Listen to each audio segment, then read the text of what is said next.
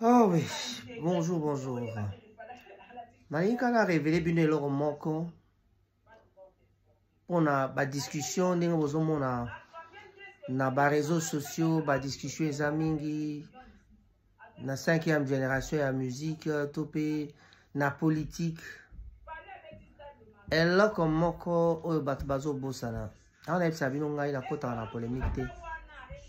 Pourquoi? Parce que na yebi les Camerounais et ça raté ba polémique ezala. Mais il arrive souvent bato bazo swana bozo mituna Kofi na fali bawe la ranini. Réponse ezala toujours mingi elogote. Fere na fali bazo we la nini. Pour que l'on ait raison, beaucoup de monde en a binoté.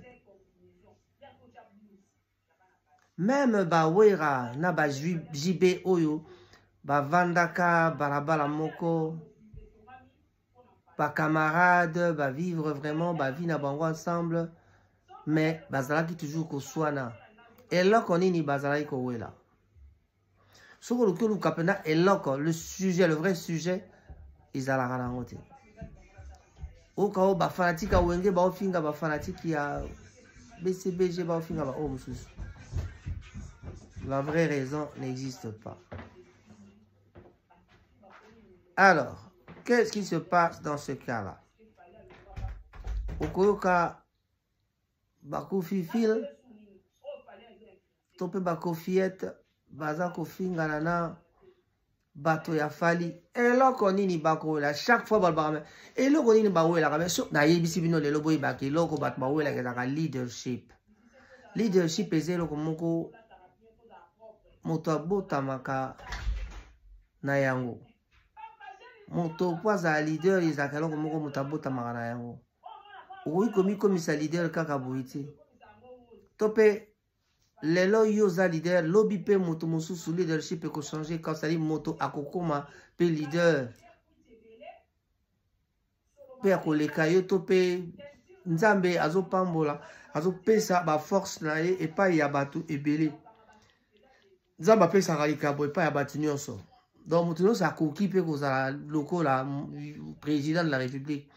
Au côté et comme en politique bah comment on bani ni chance loko pamba fayu loko ka bandi matata azako swana contre Katumbi lelo Katumbi aswana contre Félix Tshisekedi ako président de la République ako swana na bato mususu ata zolo bateme ba guerre ezali entre bango ba wela kanini bande konanga ali kaka leadership boy ba ke leadership eloko moko ba wela kayango parce que ceux qui sont comme leader ba leader d'opinion bazali belé mais est-ce que ceux qui ont commis leader et ça aussi nga okanga leadership wana okanga yango vande pana yo mais alors tant que ba wela ba kanga yango et comme rendre problème tala sika bato bakoma ko swana tala sika bato bakoma ka ko luka ko s'accaparer na leadership ya mboka.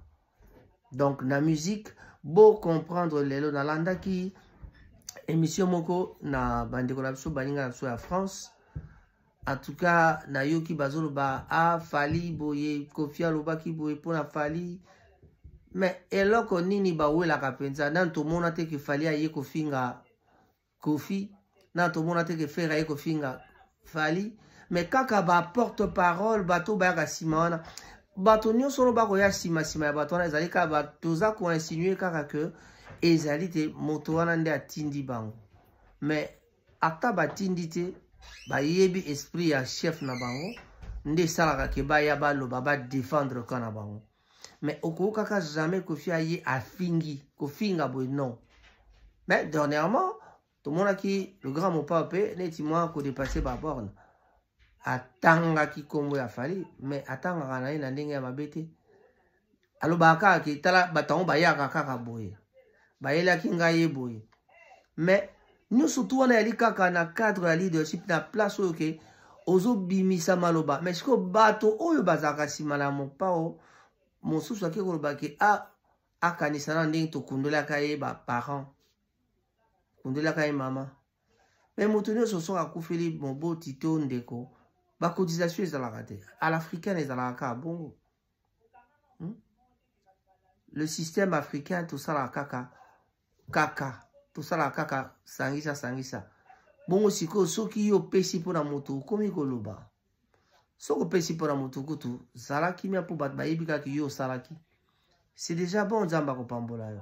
Voilà justement la nyaka na porter moi précision na bobo ibake leadership ezolo moko soki so zu yango faut ko garder yango ba garder yango na ba œuvre et là qu'on nous sala pour que ozala otika la leader soko za orchestre sala que maintenir orchestre na yo ezala na niveau ya bien bimisa banzembo na yo soki ezali na politique pesa politique moko oyo population ACP là ndenge moko na ba journaliste leadership pe côté on est la kaka ndenge moko toujours ko ila batu masolo ya kitoko makamba bien et non ko yala ba sottise makamba mabe ya kofinga batu to kofinga na vous vérifiez très bien vraiment là que bango moko ba leader ba finga na kate mais bato ba simana bango ba yaka kofinga ça veut tout simplement dire que comme ba droit de réponse Kofi ne viendra jamais dire que ngana lekiye akolbaka na le premier mokili parce que azoloba neti dans le vide na leki batutu mais akolba jamais atanga komba mutu